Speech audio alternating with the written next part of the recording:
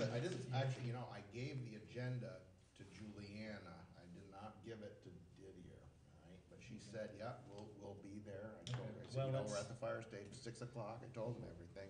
Okay. Barb, you ready? We're rolling? Roll.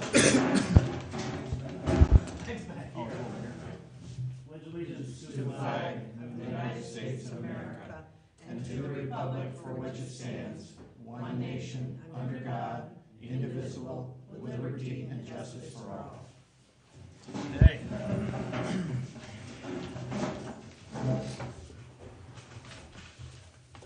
Any announcements tonight? No one? Nothing that's important? There they are right there. There he is. Good timing. They don't have a chance. Here he is. Hello. We were just about to take you off the agenda because you were tardy. Actually, it's 6:05. You guys are up right now, actually. So, Mel, do you want to brief people, or DJ, do you want to say something? I mean, we've got a little packet here that Mel introduced with your email and the survey and an old map of the, that street and so on. And so, does anyone have any? Why don't you just give us a brief summary, and then you guys can speak to it. And Right. First off, and let me, obviously, Didier's, sent me this. He and I had a conversation about that, and one of the reasons why they're here is I've been speaking with them for a while about the construction of a detached garage, and there is some floodplain issues in there, but relative to setback requirements, the setbacks, obviously, in this instance, when you have this city-owned strip or whatever you want to call it in the middle, it acts like a city street, and therefore the setbacks apply. All right, and so we've talked about that, and there is some floodplain issues with the property, so it's not real easy to come up with a site plan that fully complies, and so Didier thought, well, we talked a little bit about the public slip and about their possible having ownership of that. And so I said, well, why don't you just send a note to the city council, because it's a council decision, and I'm going to say at first asterisk. And the reason why I say that is that obviously, if the city is to sell any piece of land, any sale of real estate has to be approved by the voters at an annual or special meeting. However, this one of the reasons why I copied you on this 1858, a portion of the 1858, was to show you how Victory Street, relative to when it was laid out, extended all the way to Otter Creek. And why that's somewhat important is that if this slip, if you will, is what I call it, is really not a typical piece of land, but a part of a so-called public highway, the process for the city relinquishing rights to a public highway is done differently than conveying a piece of land. And let me, Bill and I have talked about that, and I decided not to spend any money on lawyers at first, because I wanted, Didier to, come to the city council meeting, and then if the city council, if the city council was interested in moving forward with this or not interested, that would drive that decision on whether or not we engage any legal assistance. Yeah, I think that's well said. I mean, if the town was indeed interested in selling that piece of, it's a piece of land or right of way or highway, whatever you choose to call it, we could try to see if we can move forward with that. If not, that's fine. We just make do with it. do you want? It's called Ferry Street on that survey. Do you want to operate a ferry there if you acquire it? No? No, it would just help with, planning, landscaping and outbuildings to kind of make sure it doesn't end up on city property. Yeah.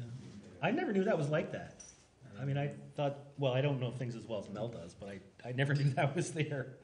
Yeah, there's two or three of these kicking around town. Yeah, okay. So I guess my question was, is there a precedent in the town to sell easements like that, or is it a new thing, and are you interested in doing something? Randy? Isn't 30 Union Street similar to this, where Doug Richardson has his house? That would be one That of the would be three. one of That's one of them, the three. yeah. Go ahead, you can make your comment. Yeah, And now, there's a. did we sell that to him, or did we just? To my knowledge, there was no action ever taken on that. If that ever came up at a city council meeting, it was not during the it had to have been during the 10 years that I wasn't here. But I can assure you that there was no transfer of land or. But it's a similar situation. But there's certainly some similarities there for Now, sure. okay, I was just wondering if we instead of selling it, we just give them an access to it. Or we'd have to, if they want to put a building up on it. Well, I think we need to determine if it's a road, you can throw a road up, right? You can discontinue a highway. Discontinue the highway. Yeah, And then transfer the parcel of land yeah. through probably, what, a quitclaim deed? Yeah, I'm not sure whether or not it's that or it's just a findings and decision. That I'm not really sure, and I'm also not sure about how compensation works, if there is to be any And if compensation. it's for land, it's gonna require a vote. Right. When I was telling Mel, when I was a kid, and we lived on the farm, I used to come in for catechism on Saturday, and I used to spend time with Margie Patton and my cousin Marilyn. She used to go down, go down fishing, and she'd walk right across, right between, it was a gray house there. Yeah. And I always said to Marilyn, well, where's she going, She says, I don't know, I'm not going down there. So one day, she wasn't feeling well, so I went with her fishing, but I didn't dare to know. I said, am I trespassing? Or what's going on? And I never thought of asking her, but apparently she must have known it because she used it. It was a roadway, interesting. And I don't think many people realize that. Because one thing why I went with her is because my father didn't want me near the falls. Yeah. Or down below the bridge there, and Well, yeah, Mel and I talked, if this was a bigger piece of land and if it was, segregated and it could be used for river access by the public, I think that's one thing.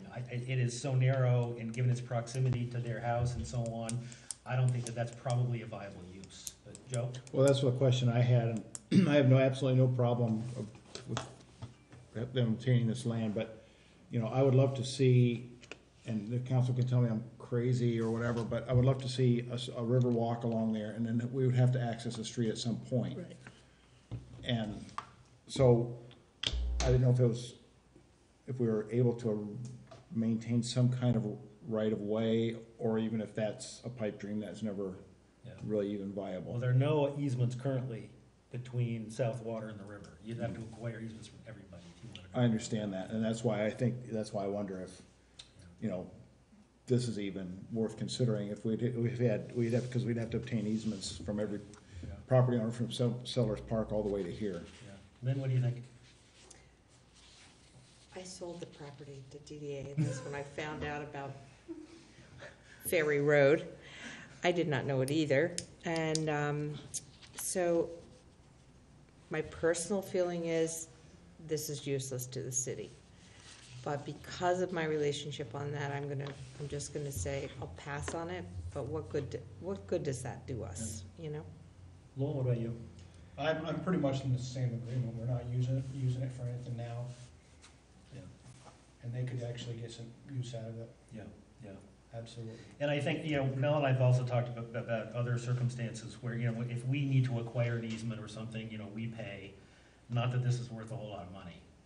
It's probably worth a little something. And I don't, go ahead. I would say, we would be fine having someone appraise that and put a fair value to it and compensate the city if that was fine. Yeah, okay. And also, maybe, there is a manhole for the sewer there, and I could see, you know, like having giving the city an easement to either access the river for emergency use, for, you know, whatever thing could happen, and to the sewer line. The fire department too might be a, So if Yeah, they the need pipe to go down there, yeah. and, Right. you know, Right.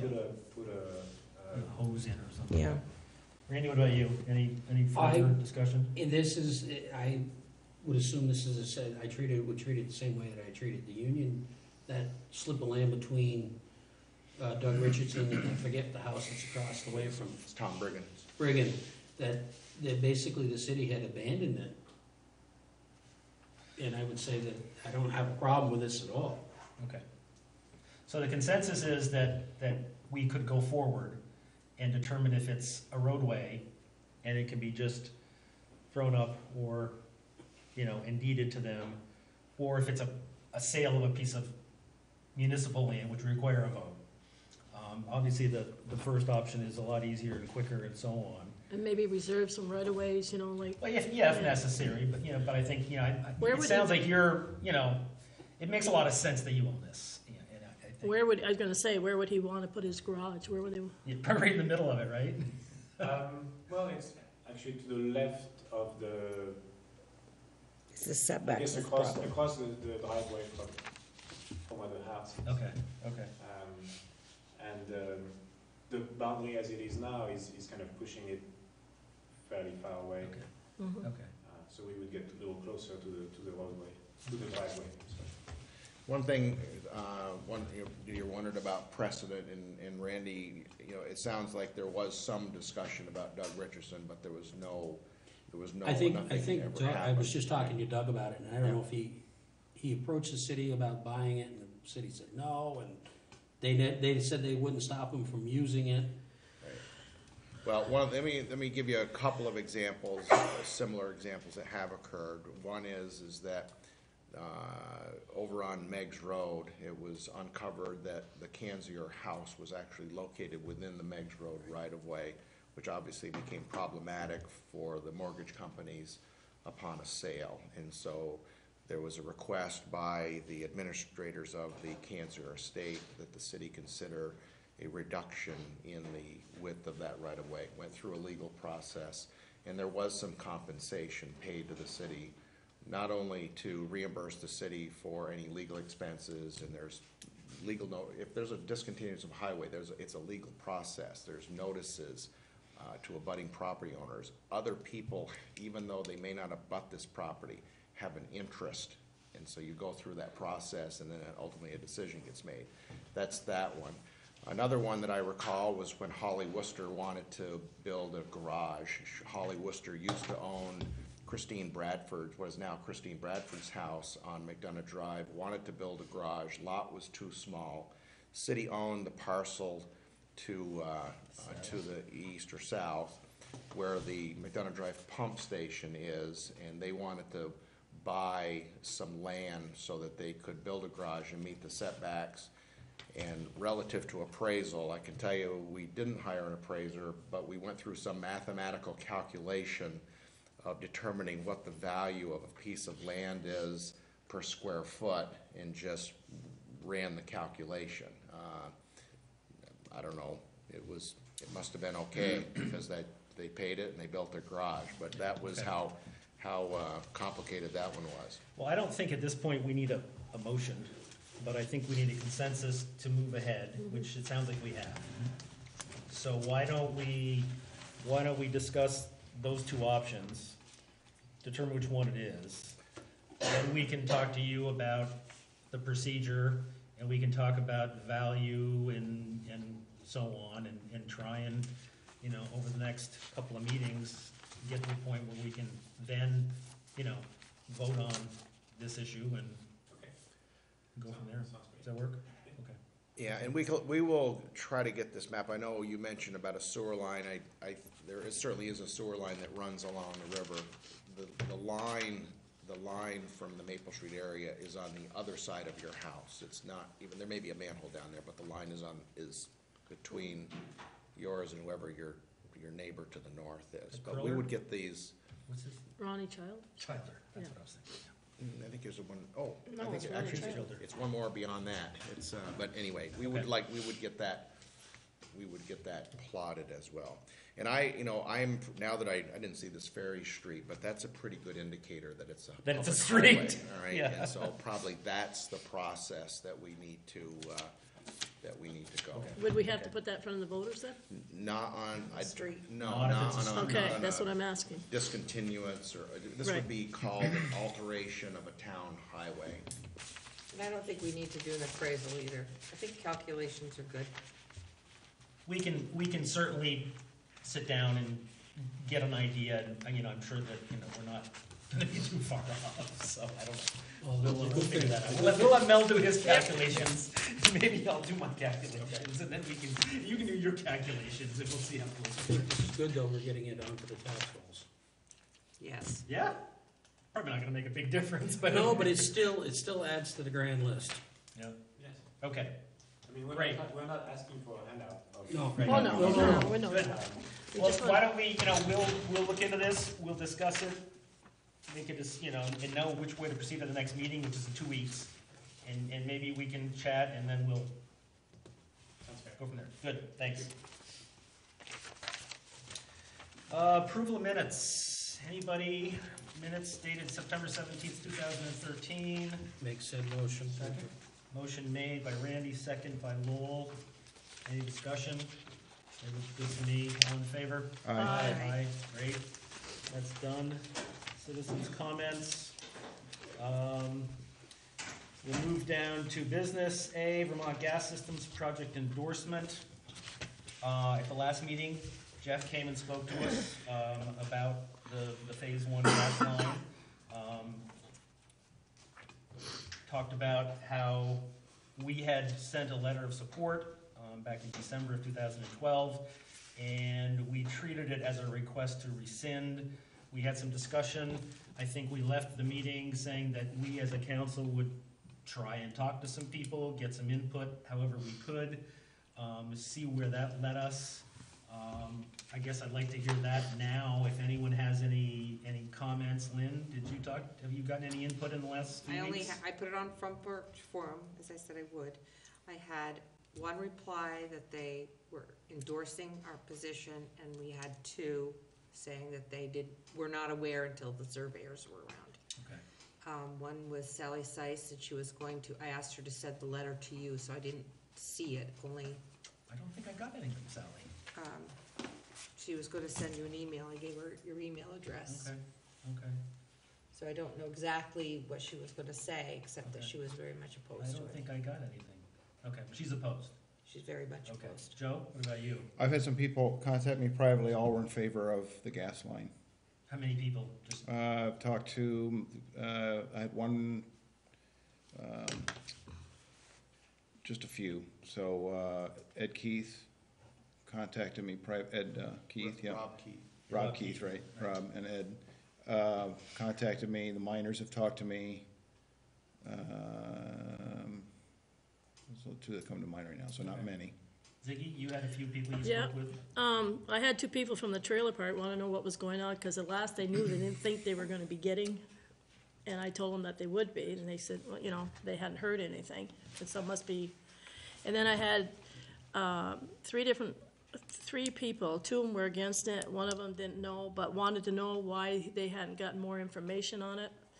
One gentleman said that he felt like that if that line went through, he felt like it would be like a firecracker going off. And dangerous, he thought it was dangerous. The other one was the same way, he just had concerns with what he read in the paper himself, after they were here from Andy's column. He hadn't heard much about it, he was kinda surprised, and I guess mostly these were when they found people walking, surveyors Yeah. walking around, Yeah, okay. so. Randy, how about you? Any comments? I heard mostly positive. People were, what they are looking at, to be honest, is the reduction of fuels. I know we're shifting fossil fuel to fossil fuel, but they're still seeing right now where times are tough for people, that the cost savings was there. Okay. Lowell, how about you? I talked to about a dozen people, and none of them were against it at all, and they were all for it, looking for a cheaper alternative. Okay. And I probably got emailed or talked to about 6 or 7 people.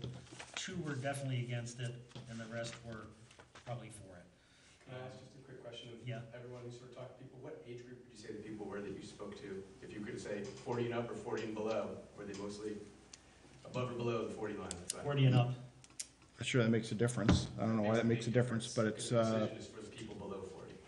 why is that? I'm sorry, why would that be? Because this, like I said last time, this is the future. This is for the future of Vergennes. This is not for us, for people here right now. I'm trying to speak for people that are going to be here for 100 years or more. And I think the most important people that you need to speak to are the people that are 20, 21, just voting age. I can honestly say I was across the mean. You were across. I was across, because, well, a lot of these people rent apartments True. There you that go. are, and they're impacted through rent, or if they're paying for their own fuel, Absolutely. and the people, and the startups with mobile homes with kerosene and fuel oil. Sure. And they make even less money than most. So the mean was across the mean. The oldest, I think, was 90 that I talked to, and I think the youngest I talked to was 18. So, one of the things that we talked about was a referendum. You had requested that as a potential option. There are two ways we can approach this. The city council can ask to have a non-binding referendum put out, and we've talked about it, potentially piggybacking with the school bond vote that would be occurring in November. And that, if we do it as a council, we don't, the statutory requirement's not as strict. So you don't, I don't know how many people would vote at that bond issue, it's not like it's a huge election, but it is something that would at least offer some guidance. If we as a board choose not to do that, Jeff has the ability to obtain 75 signatures, which is what, 15%? 5% of the voters in the city of Vergennes, which would basically force a referendum. And that has strict statutory requirements in terms of when you submit it, when it gets warned, when it happens, and so on and so forth. So those are, if you choose to take that route, but so those are the options. You know, we can say, we don't want to do this, we will not rescind it, and you can go get a referendum going if you choose to, or we can say we can do a referendum that's non-binding just to kind of gauge public opinion. So, Randy. Isn't a referendum require 10% of the vote, since we changed the law? No, that's if you That's on our combine. reconsideration. Reconsideration. Yep. So, I mean, I don't know, I mean, We couldn't wait till the regular vote in March, where more people will be out, so we get a better input. could, but will it be too late to make a difference? I don't know, will it be too late? The public service boards just made their decision at the end of this year, by December, so. Is that what it is? I mean, I think time is a bit of the essence. All right. So I don't know, you know, and that's, Usually get the majority of people. yes, you know, if this had been this last March, it would have been ideal. You know, I think that would have been a great time to do it. Let me just ask this question, because I wasn't on the council in December. If this referendum turned things and there was more negative comment than positive comment, how would that impact what you've already done? Well, it was a letter of support of phase one. It was kind of it wasn't strong support. It just said that, you know, we felt that it would be good for the community. You could probably write them back and say, we're gonna withdraw this letter, or you can submit another letter. How that plays into the whole process in terms of that one letter and it evidentiary, you know, weight that it has, I don't know. Joe? Yeah, I've got a couple comments. First of all, I have a real problem with a referendum for a few reasons. Number one, the decision's already been made. And I think it's a bad precedent to, you know, the meeting was effectively warned, people knew it was on the agenda, if they had comments, we've made a decision. I feel uncomfortable saying, oh, let's have the public have a referendum giving us an opinion on a decision we've already made. Secondly, I don't think it really matters, because it's really not our decision, it's the Public Service Board's decision. Exactly.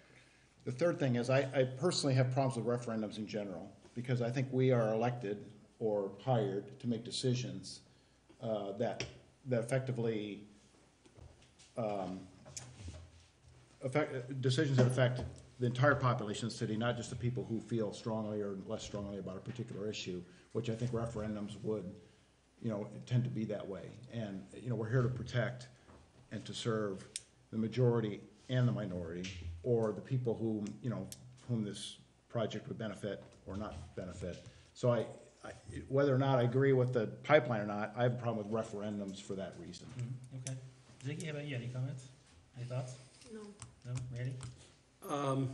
I kind of agree with Joe.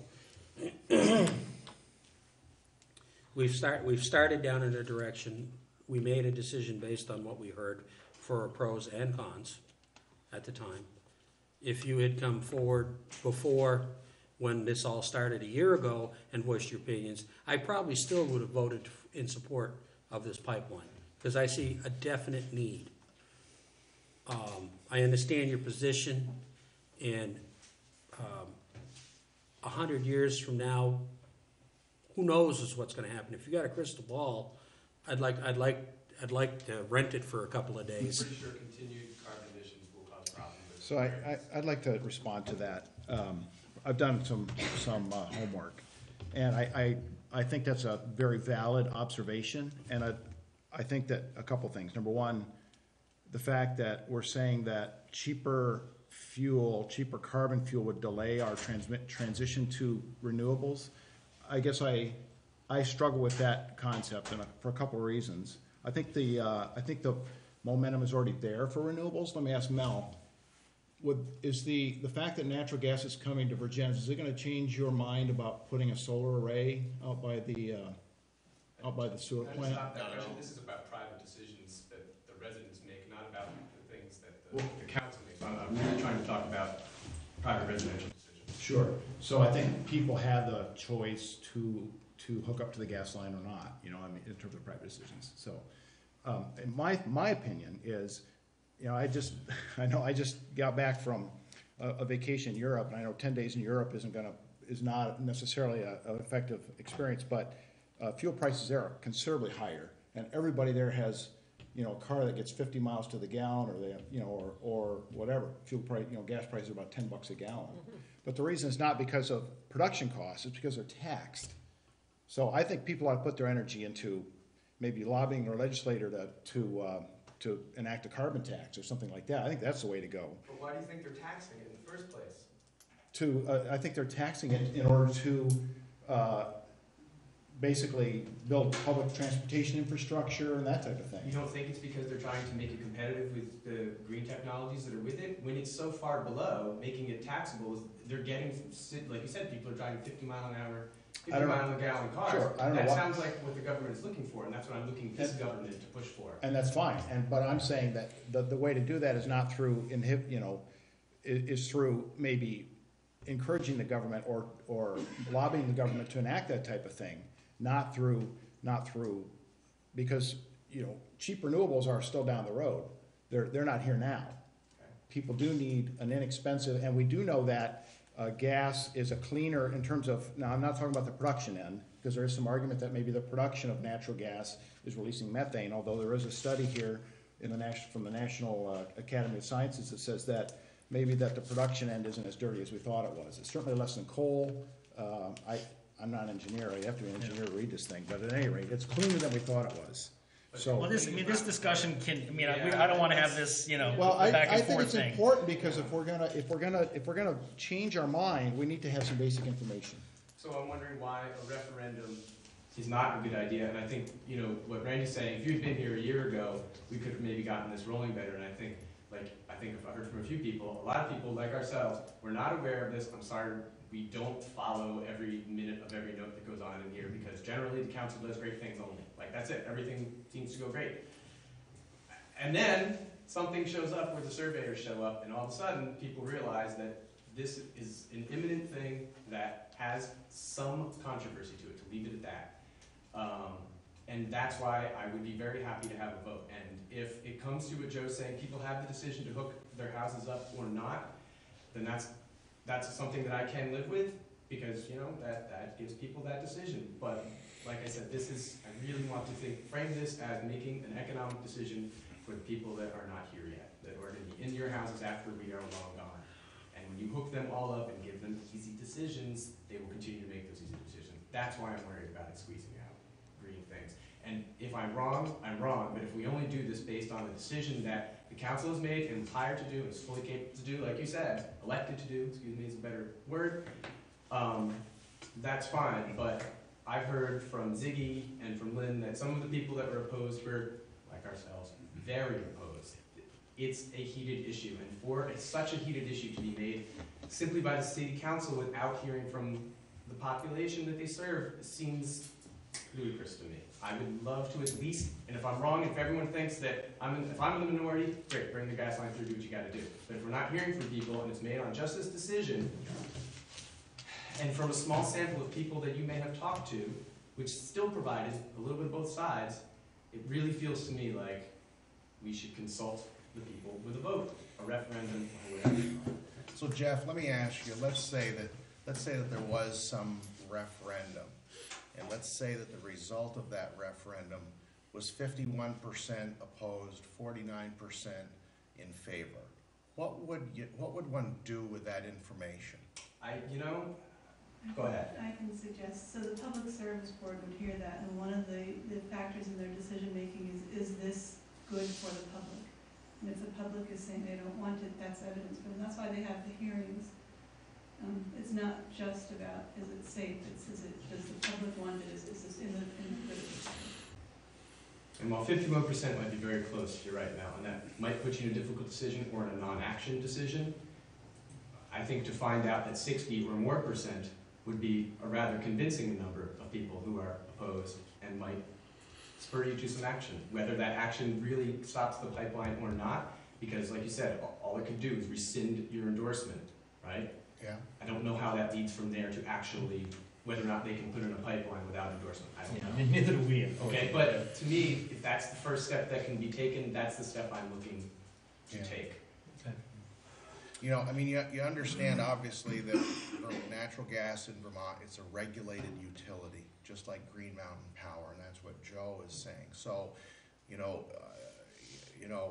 the public's, there's an application for a certificate of public good, and that's either going to be issued or denied, all right? And it's the Public Service Board that's going to make that decision, and that's the decision.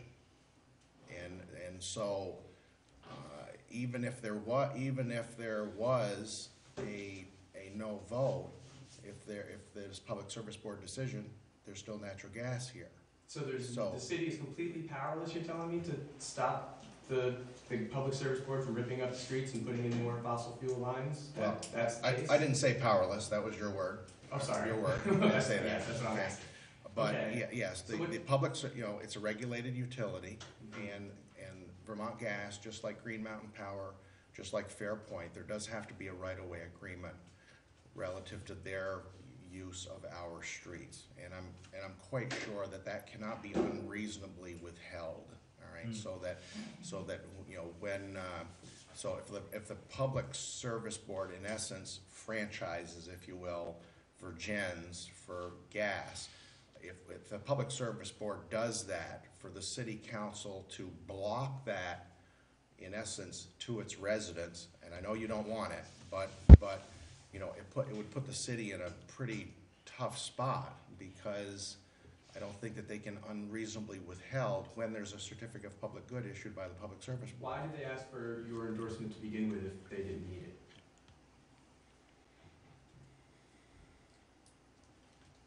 That was the gas company that was asking for us. Yeah.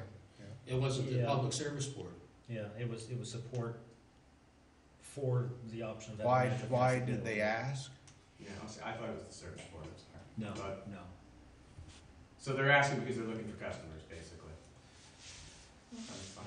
Essentially. They wanted to know if it would be viable or not to come to town. Well, could a referendum perhaps be a better indication of that than the city council's judgment, you know? And again, 51% maybe not being a convincing reason, but maybe setting a bar at what that vote would need to be convincing. Well, I think that's where we're at right now.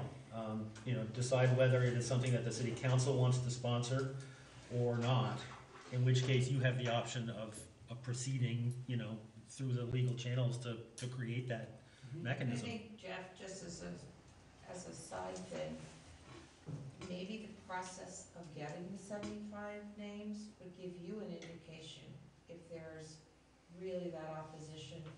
So it really was just like, it was like people didn't know, that's the thing. That's it. So, and I agree, I think the normal citizen does not go on the website and read the minutes and, all of that. So, but if you have a difficult time getting 75 names, then I think that's an indication that they're for it. Absolutely. So my thought would be this wouldn't be a council referendum, but one done by petition.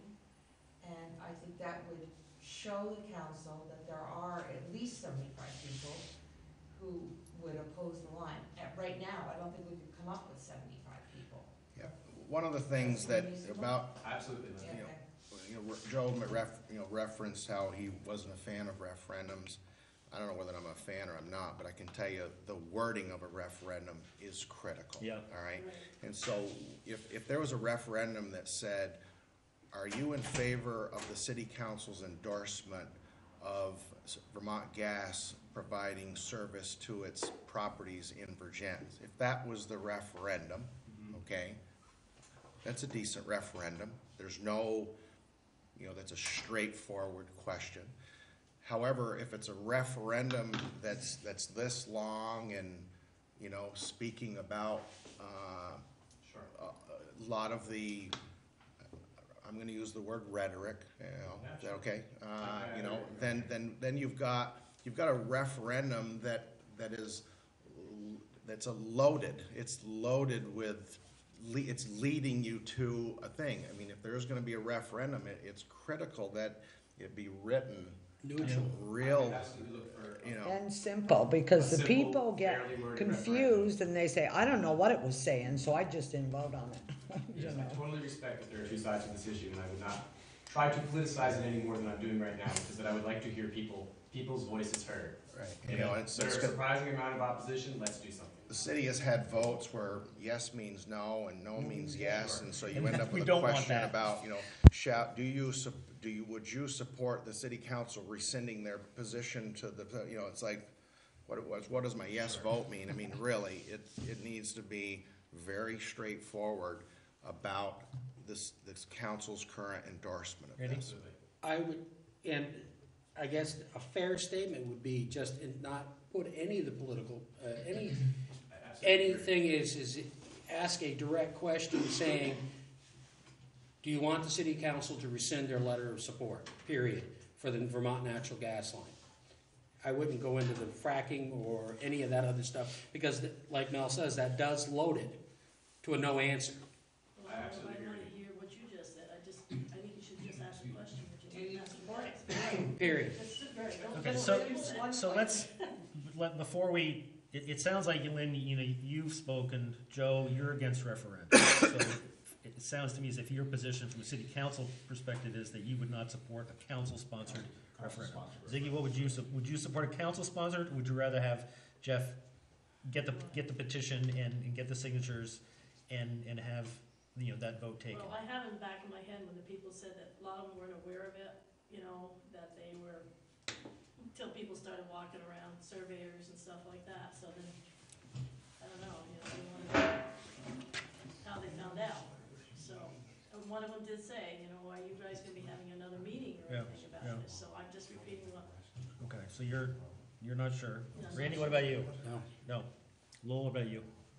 No, I Okay. I think more people than not need the reduction Okay. in fuel bills, and Okay. I think they would be in support of keeping our support. Okay. Okay. Well, it sounds like, and I think I agree with Lynn. I mean, I like your rationale for that. So I think that we are not willing to sponsor a referendum, which means that if you would like to, you can certainly do that. I guess the only thing I would ask, and this is for all of us to feel comfortable, you want to write a referendum, great. If you want to share it with Mel or Joan so that we're all on the same page saying, yeah, that sounds fair and That's what I want to do. balanced. That's exactly what And I'm not with Fox News, but I'm just. No, because everything you guys just said, I agree with about how to phrase it and all that. So And absolutely, that's, yeah. so that's great. So I think at this point, that's probably the, if you want to take that route, you can, think about it, whatever. And Joan knows the statutes and, the timing. And you can have it, you can take as long as you want. But obviously, if they're going to be making a decision in the next couple of months, time might be of the essence. Absolutely. Great. Okay, Okay, thank you. great. When is Thanks. when is the school bond vote? Last we knew, it's not set yet. It's Right, not set their totally. meeting's tomorrow. It's gonna be like the second or third, 14th of November, give or take, a week, is So what you we need to heard. know that. Sorry, is there, The school bond vote is is, November 14th? If you could piggyback it, then No, at least, no, it's not. Their meeting is October 14th, and they're gonna make a decision. It'll be the latter part of November or the first week of December, Okay. so that And we you can help keep you it in your find some possession clarification. and And lodge we it can tell you when. what, we can explain to you what that date means relative Yeah. to the Filing. statutes of meeting certain deadlines to Yeah. to have that simultaneous. they're good at that. You can read a calendar, we're pretty good at that. You are good at that. I'll be in All touch right, with you guys. thanks. All right, thank you. Okay. Joe, Yep. Toller Park update? Couple things since the last meeting. We had I believe the informational meeting occurred after the last meeting, is that correct? Correct, yeah. Yep. Yeah. And then we also had a recreation meeting this past Friday. At the informational meeting, I don't remember the date, the 7th, I believe, somewhere in there. David Raphael spoke. We had about a dozen people, including myself, Mel, and a couple other members of the recreation committee. At that meeting, the couple things happened. First of all, the estimated cost went up about close to double, from around $30,000 to around $50,000. And again, I want to stress that this is an estimated cost based on a proposed design, so it's not a final cost or anything like that. And there were some reasonable concerns from attendees regarding parking, the location of it, et cetera, which we discussed. We had a letter from June Sargent, the principal of the school, with listed some concerns, and a couple of citizens came to the rec committee this past Friday. We've applied for a grant, a state recreation facilities grant for $25,000. We don't know what the result of that is yet. And at this point, the consensus of the committee is we're sort of in a holding pattern to see if that grant is approved. And if it is, then we've decided we're probably gonna move ahead and see if we can either modify the plan to fit into our budget with that $25,000 and maybe do some fundraising, et cetera, and work with the watershed fund. If it's not approved, then we've kind of agreed that this project may, at least for now, at the level at what it has been planned, is sort of a no-go. But that would be the council's decision, I guess. Is that grant site-specific Site-specific meaning. to that particular location, or can that money be used if it's located somewhere else? It can be used, as far as I know, it can be located somewhere else. Okay. Yeah, it's just for the project. Okay. And there was an email, Joe, I think I don't know if you're on there, but Tara was able to get in touch with Heather Vergennes with the state, and there's a committee that reviews these, and they will be reviewing them within the next 2 to 3 weeks. Okay, yeah, I didn't see that email. Yeah. So at our next meeting, we may. Probably not at the next one, but certainly by the first meeting in November. Okay. So we discussed some options. I mean, everybody loves that design, but we agree that it's a pricey design. So, if we get this grant, we may go ahead in some modified form. If not, we might do sort of a minimalist kind of thing, and we just kind of got to wait to see if we get that money. Now, it was the parking and all that, was that concerned because it was gonna be on the street, or? The parking, a couple of concerns. Number one, the school uses that area for overflow parking. Secondly, where are the people who are attending the park gonna park? The parents who bring their kids to the park. So those are the kind of the two areas. And we've asked David Raphael, and I apologize that I have not gotten back to him. He said he was able to get some facts and figures and maybe give us some guidance as far as usage and how many people we could expect. How many, cars might be. We've talked about, there is a city right-of-way there, a city access fire lane that has enough room to maybe pull 2 or 3 cars off on one side of the park. I don't know if, I have a little map here, if anyone would like to see it, but between where the park and the residence to the, wherever that is, to the east. My mother-in-law actually has, I'm gonna speak as a citizen here, my mother-in-law has a right-of-way from the street to her garage in the back that covers that, and she has a deeded, I believe, a letter. There's a deed in the files, I think I've said this before, that I need to pull that out and plot it, and I still haven't done that, Randy, so that people know specifically, because it's very specific about what she has for rights. Right. And I don't know, she certainly has rights that involve a curb cut that is on what is now city property. I'm not sure if it follows that drive, but again, I need to pull the easement out. That curb cut was there, wasn't it, originally? It should be, I've agreed to do this about 3 times and I haven't done it yet. I gotta pull that easement, plot it on the map so it's crystal clear as to what Stella's rights are as it relates to her. Right, because in what I happen to think of is that fire lane could be what she's using as her driveway. Okay, so it sounds like we've got to wait another few weeks for the grant, do some hard thinking, and so at this point, I guess we'll just leave it at that. Sort of in a holding pattern for now. Yeah. One thing, Bill, that I just wanted folks to know is that there's been, some of the comments have been, why are we doing this toddler park when there's a perfectly good playground out behind the school? And there's a lot of people don't understand that playground is off limits during school hours. That's the way it is, and so therefore, there is not a public playground for kids younger than school age, and that's what the recreation committee is trying to fulfill. Right, so. I just wanted The other comments we've received commonly is that there seems to be more energy, more people on a walking path, which is true. But we've kind of decided that the walking path would be a long-term goal, requiring many steps, probably over quite a bit of time. And we've decided that this park is another need, as Mel said, that kind of an unfulfilled part of our population, or a part of our population that hasn't been served. We can help fill that up. That leads me to another question. We have the right-of-way that runs from New Haven Road to the school property in the back there. strip of land, That's okay. the strip of land. Yeah. It's what, 60 foot wide? 40 or so. Whatever. Yeah. I have a request that we open that up, get Job Corps in there to open that up so people have access from New Haven Road down that access way so they can cut across to the school. Otherwise, I have 2 dogs on my property and I'm getting. Yeah, I know you do.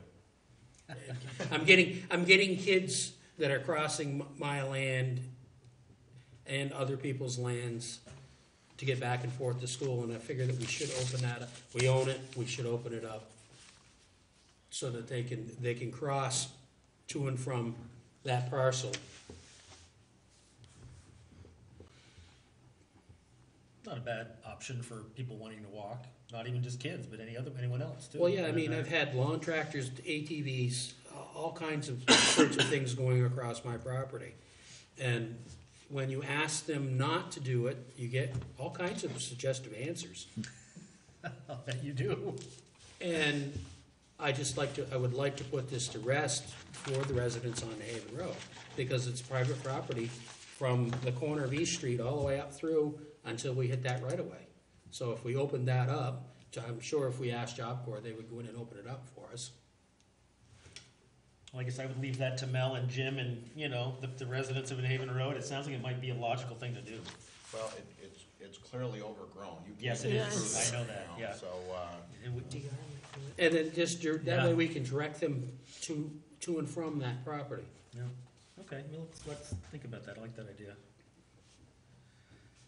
Okay, Tyler Park, we're set with. Mel, 2013 grand list, errors and omissions. okay, yes, there's a memo, met with the listers today, 2 of the 3 listers. Bill was not around, Bill Paquette was not around, so Karen Quigley, Chris Bearer, and I met. And this memo is their request of the city council, which is self-explanatory. There's 6 bills, if you will, that would be affected by this recommendation if you so act. You need a motion on this? Yes. Yeah. I make said motion that we make the adjustments to these 6 parcels? Is there 7? 7. parcels. 7 Six parcels 6 parcels, 6. per the lister's request. Motion made and seconded. Any discussion on this? Just so the folks know, if you pass this motion, what it does is a notice goes out to these property owners. They have the ability to grieve their taxes just like anybody else did at the beginning of the year. You have 14 days to 14 appeal days it. to appeal. Okay. Well, I'm gonna abstain the first 2. Okay, fair enough. All right. Motion made, further discussion? All in favor? Aye. Opposed? No, and Ziggy's abstaining for the first 2. Okay, we're all set there. Comprehensive ordinance review. I had a lot of fun the last couple of weeks reading all these ordinances. Some of them need rewriting, some of them need revisions, some of them probably are fine the way they are. And we're not doing all of these tonight, just so you know, but one of the most important ones that Mel and I talked about is motor vehicle and traffic ordinances. And I'm not sure if we might want to even, probably keep the same name, I'm not sure, because that also flows into like public safety and pedestrian access and so on. So I'm not sure, but this is something that's been around and it's really cumbersome. There are errors in it. And so Mel and I talked about it, and Mel said, you know, I think that I would like to be a part of that. We thought that Chief Merkel should be a part of that. Jim Lehrer should be a part of that because they paint the stripes. They need to understand where they should go, and he also understands, you know, when people have a complaint. And I also wanted Shannon Haggett to be a member because Shannon is on the Planning Commission and was involved at the charrette in May talking about pedestrian safety and so on. And he's very familiar with the Middlebury College study that was done back in the spring too. So I would like those 4 people to look at this one, and I wouldn't mind being a part of it too. And I think and this is not something that's going to happen in 2 weeks either. You know, it can take months if it has to. So that's one that I think we need to start working on. There's chapter 4 deals with licenses and regulations, which is pretty funny because a lot of the commentary in here is like 19th century. It's about itinerant peddlers and photographers and so on. And of course, Joan has to deal with this, issuing licenses and so on. So you know, she needs to be a part of this. I didn't know if anybody else would like to work with Joan on this one, or you know, Mel and I certainly can as well. It's literally just it's a couple of pages long, 3 pages, 4 You mean pages long. whenever she issue a license for the public? Yeah, I mean, you know, we have peddlers and itinerant photographers. Yeah, okay. We have itinerant vendors. I guess if that's someone that wants to sell something, you know, for a day at Vergennes. Peddlers of fish and bakery goods. You know, is that appropriate still? Circuses, carnivals, and other sideshows. You know, if a circus is coming to the Legion, you know, for a few days, they need to get a permit for it, and we need to make sure they understand what the law is. And there's some standards and some fines if they don't meet these requirements. So, I mean, if anyone is interested in that, let me know. You know, it's not critical, but I think this one probably can be cut in half in terms of just taking out things that really aren't appropriate for today. I'd be happy to help her. Okay, great. Chapter 5 is nuisances, which talks about rubbish, bees, hazardous structures, and that's about it. And I think that could be expanded upon potentially. I know that, Mel should be a part of this. I may be interested in looking at that with you as well, but if anyone is interested in looking at, 21st century nuisances instead of, 19th century, that might be good. Streets, sidewalks, and parks. Joe, I thought because of the parks and the streets and so on, you might be interested. I'm interested in that. I think Jim Laro should be on that. Mel can have his say. I don't know if anyone else would be interested in dealing with that particular chapter. Public safety and public policy would be really primarily, I think, Chief Merkel and maybe Mel and anyone else that would be interested. Talks about bicycles, skateboards, recycling facilities. A lot of these combinations of laws are a little interesting, and some of these may need to be juggled, I think. Here's one, domestic pets and wolf hybrids. Joe, again, I didn't know if you might want to be on that. Randy, I didn't know if you wanted to be on that. Ziggy, you've been kind of vocal of dogs. Yeah. You might want to be on that. I was thinking that maybe you guys might want to.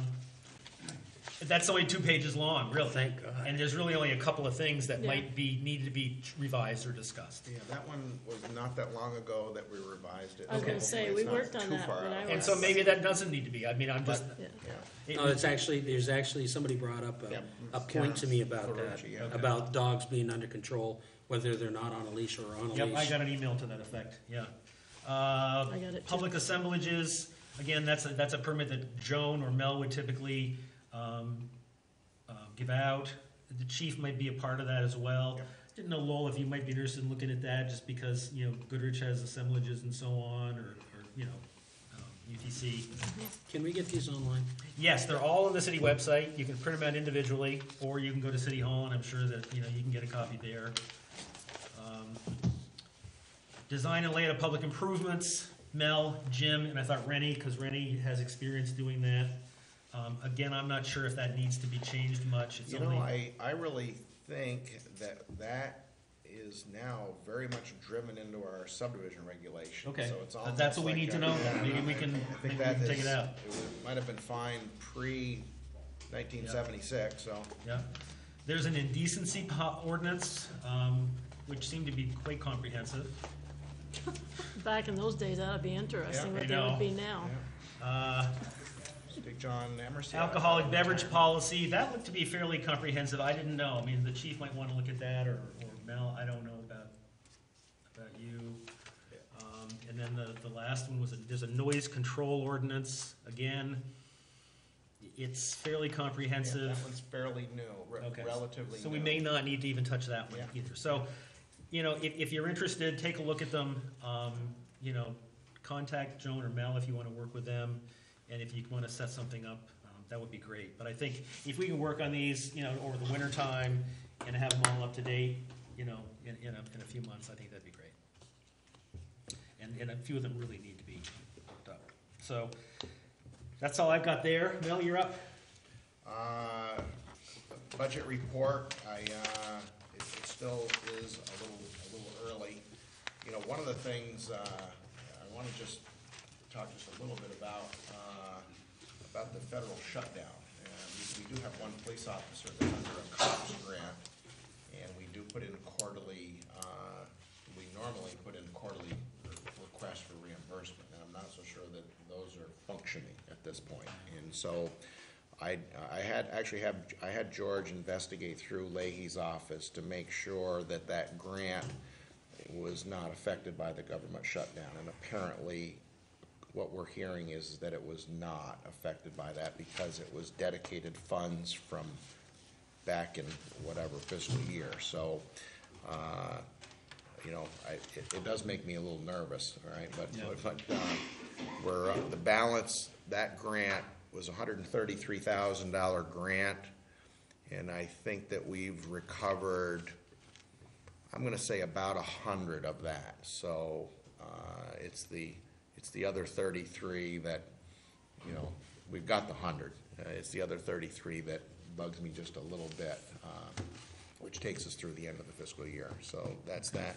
One thing to note, just want to let you know, Joan and I, we know about this. We just haven't found the time to fix it. But there's a little programming glitch relative to state payment adjustments, because you'll notice the first line in property taxes where we're off by $30,000. That's not a problem. And what it is it's how we do the original billing, and then there's another round of billings, and Joan has to do we just do property tax billing once a year, and now Joan does tax billing every Monday. Yeah. So anyway, we'll get this thing it'll settle down here in a little bit, and we'll get, what's happening is that there's about $30,000 of state payment adjustments in the September 15th download, or whatever that was, Joan, and that's where the computer system landed it, and we just have to do a journal entry to get it in the right bucket, because the due to schools is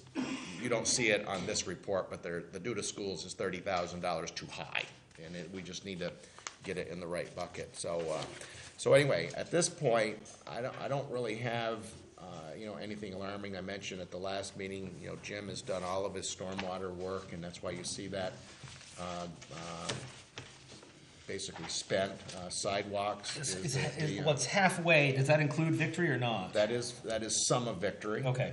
Not all of Victory, but so that's a. And there's really no paving at this point yet Because I either. know that one load of concrete, there's still a couple more loads of concrete, there's some more work. So, I don't know if we'll eat through all 10, but we're not done yet, though. Is there paving planned for this fall? No. No, so that's gonna No. carry We'll over do a to little. next We'll do a spring. little. The guys will do a little work. But one of the things we had to do, the focus is still on Moncton Road, but we couldn't do Moncton Road until we got the drainage thing squared away. So we'll let that settle and hit it in springtime. Okay, good. So anyway, that's Okay, great. really about it. Police station project budget. I think I included a little one page. I know. Sorry, they got this little sea of numbers that go there, but it basically is a little spreadsheet that I built to be able to monitor the so-called owner's costs versus the money. The owner's costs don't go through the bread loaf contract. It's only the construction and their engineering that goes through there. So anyway, I built this thing to see where we're at. I can tell you, I really expected, I thought that Don Johnston would have the revised survey on the Vermont Industrial Parks property today, and I didn't see it. I tried to encourage him to get us the survey and get me a bill. I thought that might get it here, but anyway, we'll get it here within another week or two and get a deed prepared and have a closing and settle up with Vermont Industrial Parks on those two Is that why we have all triangles. these attorney's fees here? I was wondering about that $14,000 attorney fee. Broadfoot, Attorneys out July loud. 16th. That really, it is it goes to line 1. Line 2, Sorry, line 2. land purchase. Land purchase, so it's not attorney's fees. What it is remember I told you that there was 2 liens on the property. Okay, And the total of those liens with interest and something else, we settled on putting $14,000 aside. So we cut Bruce's lawyer a check for $14,000 to go into an account. Okay. And those 2 liens, they've been paid, and the discharges are here, Joan, right? So those came. so it's we all add cleared. up Bruce So- Berry, Broadfoot, and we met in Runcie is where we get the 240,000? Yeah. Okay. Yeah, and there was Okay. an $8 mistake that I made along the way, so. Does it smell? I think that Deb Ryan owes somebody lunch somewhere for $8. Somehow I stubbed my toe. She got $8. On that foundation, there must be something that's gonna be added to it, because it looks like it should be bigger than what it is. Well, it's not any bit, it is what it For is. 40,000 That's right, it square is what it feet, is. Man, I looked and I said, God, that looks small. I know, it looks That's Doesn't it what look everybody has small? been Yeah. saying to me. Is Well, that big enough? It's 4,611 square feet. There you go. Alright. And they're pouring it tomorrow, okay? Yep, so you can't change it now. I didn't check it, but it better be Holy 4,611. Well, you had a meeting there this morning, didn't you? Yeah, I did. Well, you better Yeah. have checked it. I didn't measure it, All right. Let me tell you on the budget, I will tell you that at this point, we've run into one little thing, and we're not totally sure how this is gonna figure out. The plans that we had in the water district confirmed originally that there was 2 1-inch lines that went to this property. There's a 2-inch main on North Main Street. There were 2 1-inch lines to 2 curb stops on the property, and we were told that those were fine, okay? And so everything and we do need either 2 1-inch lines or a 1.5 or a 2, okay? And as it turned out, one of the 1-inch lines was not connected to the system. And so we're trying to, and I haven't talked to the water district yet, but I plan to. Because one remedy is to get a 1.5 or 2-inch line back to the main. You know, do a directional bore, get that back to the main. Let's say that's $8,000 to $10,000. That's one option. The other is to install what's called a surge tank, and it's a tank that's in the building, and it's kind of weird. It's what happens is when you got somebody taking a shower and they flush toilets, whatever. There's a big demand. Gives you enough pressure. What happens is that if you have a 2-inch main and a 1-inch service line going into a 2-inch line, if you don't have a surge tank, you put a lot of pressure, if you will, and wear and tear on the 1-inch line. All right. Now, so this is a surprise. The surge tank installed is $4,400. I'm trying to, I really don't like, anytime that I have an opportunity to get rid of any piece of mechanical equipment, I don't want it. You know, give me a piece of pipe. And so we're trying to figure out, you know, really what to do and whether or not there isn't any liability there on the part of the water district, because the 1-inch line is their line, it's not ours. You know, don't forget, they have a 2-inch main in front of Champlain Discount Foods, and then there's a 1-inch line to our curb stop. That 1-inch line is theirs. And then you have a 2-inch line from the curb stop to our building, that's ours. And so, to me, why would I have to pay $4,400 to protect their 1-inch line? Okay, and so I really think, you know, I want to talk to the water district about getting the right line to our property without a surge tank. I just am not, I'm not quick on pulling the trigger on. And the odds of that happening? Well, the odds of me going and visiting them are very good. Okay. The odds of, I don't know how it's going to be received by the water district, but they were interviewed, and as it turned out, so that's the one. That is one surprise that we've run into. The other thing that we ran into is that during the review by the state of the plans, it was deemed that the evidence room and the armory, because of what is stored in those, that they had to be a rated area, and therefore typical 24-inch acoustical tile ceilings in those rooms were not allowed by code, and therefore have to have double thickness 5/8 sheetrock. And so obviously that's a code review change, and that becomes an add-on. I don't know what that bill is. But anyway, let me just tell you, Breadloaf sent me this change order or contingency sheet, and it had 25 lines. I said, no, we're not gonna have 25 lines on this thing, you know, maybe 3 or 4. So we'll see how it goes. So, you know, as I mentioned to you before, I'm gonna, you know, I don't, what'd you say, put my hand out, is that what you said? Yeah, right here. Yeah, I really don't want to ever have to put my hand out on this project, but so far we've had those little things. The cushion is $50,008 under the contract, plus I think there's like 27,000, maybe it's 37,000. When you add everything all up and subtract, which includes the 50,000, subtract it from the 1.55 million, it equals, so it's actually, there's $50,008 up here, and there's $24,378 below. You add those two up, that's our cushion, all right? So, you know, we got $70,000 at this point, but. We may have to furlough you, Mel, if you, Yeah, we start but getting. geez, you know what? I'd take it, you know, for a little while, Now, I'm at this curious, time of the year. when they tested the soils, what did they end up finding? Well, and the soils testing is really compaction testing. There was no Okay. surprises over there. In All any right. of the excavating, nobody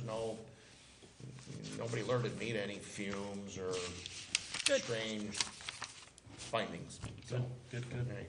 I know Somebody that was a asked me, and I concern said I here. never thought about it, I'll ask them. Nothing, no surprises at this point, and I think we're done. Seems really like if we would've heard digging, about it, you if there know. was any, Yeah. that's what I Yeah, told there's them. more real excavating going on over there.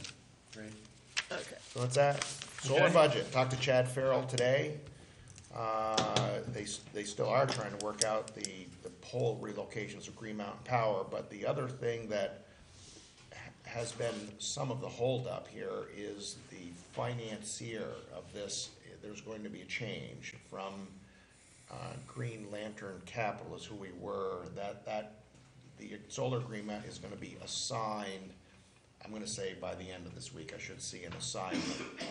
It's the same agreement, nothing changed there, that basically provides the resources to do the project. And, you know, when I talked to Chad, you know, I'm certainly more nervous about December 31st than he is. I mean, I wanna get this thing up and running, so talked to him today, and, you know, I'll be in touch with him hopefully again by the end of the week. The sewer extension project, if you will, is done, all right, all paid for through Masterson, but you'll notice I put /agreement, and I'm just keeping this on the agenda, because I've gotta get you an agreement, at some point, so. To this- approve? To Just- review an agreement with V-Trans, if you will, for their connection to that system, whenever that might be. So that'll just gonna hang there until I find time to do that. Okay. That's all I have, Bill. Well, yeah. Yeah. I only have one thing. I had some complaints earlier. It was earlier this week or over the weekend, of lots of kids on the library steps. I guess we own the library sort of, but not really. Don't manage it. We don't manage it, but it was noisy, litter, disruptive. People walking up and down the street, and people that were at the Black Sheep were saying, you know, why are these kids doing this, and so on and so forth. And so I don't know. I mean, I can talk to the library, I can talk to the chief. I actually think like maybe just a policeman walking down there at 7 o'clock at night might just kind of calm them down a little bit. But if it's something that's a regular occurrence, I think we need to just talk with the library board of trustees and have them, you know, maybe talk to the chief as well. But it's you know, particularly this time of year when you have a lot of people from out of state and out of town that are around, it was not very becoming of Vergennes, I guess. So. Anybody else have anything they want to talk about? Next meeting's in 2 weeks. Yeah, Shannon actually has. Oh, I'm sorry, Shannon. I thought you just wanted to come watch us Yeah. operate. No, I'm actually here for a reason. Okay. I wanted to update the council on some of the work that the planning commission has done, as well as update you on something that we're going to be doing. Basically, over the last year, we've been working on some policies that have been outlined in the current municipal development plan. On the pedestrian transportation side, which we were talking about a little bit earlier, the commission finally got around to sitting down and, as a group, collectively talking about what we would put forth to the council to at least consider or recommend. And the top 3 items, all of these are also contained in planning commission meeting minutes from 8/19. So those are on the website. You can take a look at all of the details that are on there. But essentially, the top 3 items that, as a group, we were concerned about most would be, number 1 is adding pedestrian signals at the intersection of Main Street and Green Street, and Main Street and Moncton Road. Number 2 was the possibility of installing radar speed check signs somewhere or various places throughout the city, especially Central Business District or maybe on the outskirts. And the third was alerting drivers to the presence of pedestrians by adding texture to the crosswalks to make them more visible, and installing in-street crosswalk signs to alert motorists of the crosswalks. We got the signs, which is great. We're talking about, having some texture on them, which I know Jim will hate, but, we think that these things are really important to really effectively make things a little bit safer for everybody. So those were our top issues there. On the tree committee, on the website, if you go to the website now, the main news item is about a tree survey. And Mike Winslow, who's vice chair and also staff scientist for the Lake Champlain Committee, has put together a crowdsourcing Google map, and there's a link on the website, and I'd encourage everybody who's watching, maybe Andy's readers, to go to the city website, click on the link, and it basically, it's going to allow us to map city-owned trees. You can click on a tree, you can edit it, adding the species of the tree if you know it, condition, excellent, good, fair, or poor. And basically this is allowing us to update the urban forestry plan, which was done 98. So Finally. Yeah, so we're just trying to get that all together and get that updated. How is that link marked, Shannon? It is, well, I'll give you the. It's the first link on the website currently. That's the address. Okay, it's the first link. It's the first link on the website. It's under the news section. It's pretty long, that's why it's better to just go to it if you can. But there's some, I think there's been 112 views of the map so far. Mike has done a fantastic job going through and marking the trees that he's knows about, but it can't be just one person doing it, so we're asking for everybody's help to take a look at that and see if we can get them going on it. The third committee we were working on is stormwater planning. As Mel had mentioned, there's been a lot of work going on in that this year. We've also met as a committee, as the Planning Commission, with the Agency of Natural Resources. They've said, wow, the plan that you have right now is really good. Education is the fourth one, and we're still working on doing some educational outreach with the high school. So there's a little more work to do on that one. As far as what we're working on next, and what I really wanted to alert everybody about, is the municipal development plan expires in about a year, at the end of September 2014. So we started going through and we're going to be updating this. Part of that process is going to be some public workshops and some public hearings on the Planning Commission end, but also wanted to alert the City Council that between the time that we hand off the new document to you and the time that you take action on it, there has to be at least 2 public hearings. Our target is to get this to you by the end of May. And so we're collectively going through each month and taking on a couple of chapters and doing some updates. So there will be a lot more to come on that, and you'll hear about the public workshops and everything. But I wanted to give you the basic time frame at this point. Nikki, you have a question? So you're updating from, it's been 5 years. Yes. Do you think there's gonna be, we were discussing this 2 years ago, still working on it. Really, what we're talking, not the regulations, Okay. the plan. So Right. a lot of it is, I spent talking about minimum wage. I spent a lot of the weekend going through and updating a lot of the census information, for example. Okay. Because the latest census is 2010. Back when this was written originally, they were working on 2000 census with maybe some ACS updates. Mm-hmm. So, as far as substance, there probably isn't going to be a lot of substantial updates. There's going to be a lot of factual updates and things of that nature. Okay. Yeah, we're not sure. I can remember when we were doing some updating of the zoning regulations, Right. and at first we tried to keep track of the changes using track changes, and then the document got to be about 400 pages long, and so that didn't work. We think that this time, because the 2009 plan is a very good plan, you know, very well done, and we think that this time we're going to try to do this by, you know, replacing charts. That would be done, but any policy changes, we should be able to, you know, maybe eliminate some policies because they were task related and they're off, and then, you know, tweak some of those policies. So we're hoping at this point that we can do an update so that it's really a readoption. And the way that it works is a municipality must either have a new plan within 5 years, or they can there's a statute that covers readoption, and that's what we're focusing this time on, a readoption. Because I know you guys worked so hard on that, you know, and boy, we were still going into it about a year and a half ago, you know? Job security. Yeah, okay. Yeah, it looks like this is in 2009, the only member that's still on the planning commission is Jason? That's correct. Is that right? Okay. Yeah. So you got some new folks, some new ideas, and you Yeah. probably, Yeah. But universally, everybody on the committee, you know, thinks that this was very well done Good. by the prior group. So really, it's a lot of, you know, just filling in the blanks, updating information, making sure that everything is still relevant. good.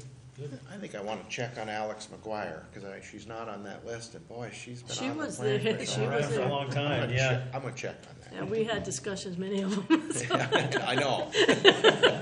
Hopefully they were friendly. Yeah.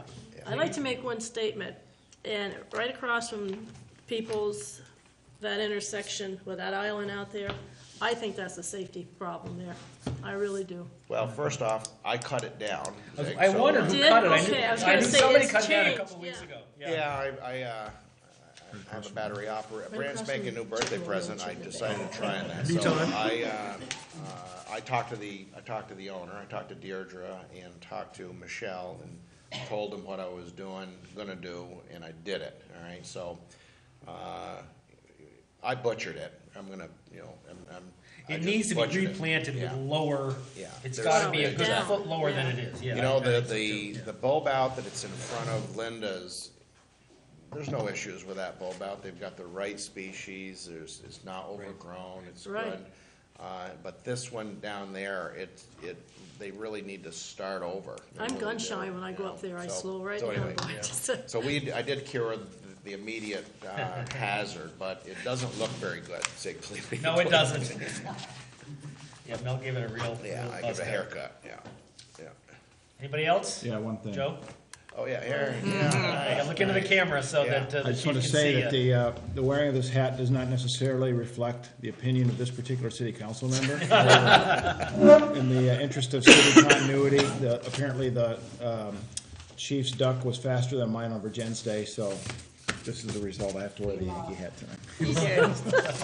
He cheated. Thanks, Joe. All right, a motion to adjourn. I make the motion. Second it then. Motion Ziggy, second Randy, all in favor? Aye. Great, You're gonna last laugh, Joe. thank you. I think so. We'll see you in about an hour. Yes. So, let's